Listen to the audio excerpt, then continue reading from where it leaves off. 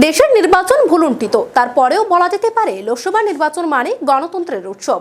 প্রদেশ কংগ্রেস ভবনে আয়োজিত এক সাংবাদিক বৈঠকে ত্রিপুরা সরকারি কর্মচারী ফেডারেশনের সভাপতি শান্তিরঞ্জন দেবনাথ এমনটাই মন্তব্য করলেন শুক্রবার।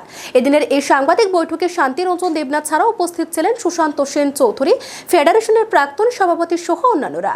পরের সাংবাদিকদের উদ্দেশ্য করে শান্তিরঞ্জন বাবু বলেন, 2014 সালে আছে দিনের প্রতিশ্রুতি নিয়ে বিজেপি সরকার কেন্দ্রে ক্ষমতায় বসেছিল। এই সময় তারা প্রতিশ্রুতি দিয়েছিল বিদেশ থেকে ব্ল্যাক মানি ফিরিয়ে এনে প্রত্যেকের ব্যাংক অ্যাকাউন্টে 15 লক্ষ টাকা করে দেবে, দ্রব্যমূল্য নিয়ন্ত্রণে রাখা হবে, গরিব মানুষের জীবনযাত্রা লাঘব করা হবে, যুব সম্প্রদায়ের জন্য কর্মসংস্থান করা হবে। কিন্তু দীর্ঘ 10 বছর বিজেপি শাসন সরকার একটিও প্রতিশ্রুতি পালন করেনি। দেশের মানুষের সাথে এ ধরনের প্রতারণা 2019 সালেও করেছে। প্রধানমন্ত্রী নরেন্দ্র মোদীর নেতৃত্বে কেন্দ্রীয় সরকার প্রতিশ্রুতি পূরণ না করার ইস্যুতে বিরোধীদের তোপের মুখে পড়তে হবে আন্দাজ করে সে সময় নরেন্দ্র মোদী দেশের মধ্যে আমদানি করলেন উগ্র জাতীয়তাবাদ এবং উগ্র ধর্মীয় মৌলবাদ।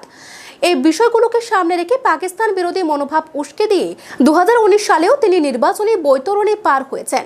তাই গত 10 বছরে বিজেপির শাসন আমলটা ছিল অন্যায়কাল, এমনটাই এখন মনে করছেন বিরোধীরা। কারণ এই সময়ে যুব শক্তি তাদের কর্মসংস্থান হারিয়েছে, নারীরা তাদের মর্যাদা হারিয়েছে, সাধারণ ব্যবসায়ীরা এখন প্রবল ক্ষতির সম্মুখীন, গরিব মানুষের জীবন দুর্বিষহ হয়ে উঠেছে। এই অবস্থা থেকে মুক্তি পাওয়া দরকার, আর তার সুবর্ণ সুযোগ এসেছে 2024 সালে। দেশের সর্ববৃহৎ সাধারণ নির্বাচনে ভোটের মাধ্যমে কেন্দ্রের মোদী সরকারকে এই সময়টাতে পরাস্ত করা সম্ভব। তার জন্য তৈরি হয়েছে ইন্ডিয়া জোট।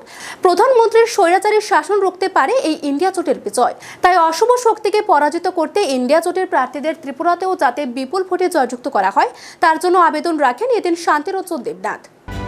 আপনারা সবাই অবগত আছেন যে আগামী 19 এপ্রিল থেকে অষ্টাদশ লোকসভা সাধারণ নির্বাচন অনুষ্ঠিত হতে যাচ্ছে এবং এটা হচ্ছে আমাদের দেশের গণতন্ত্রের সবচেয়ে বড় উৎসব।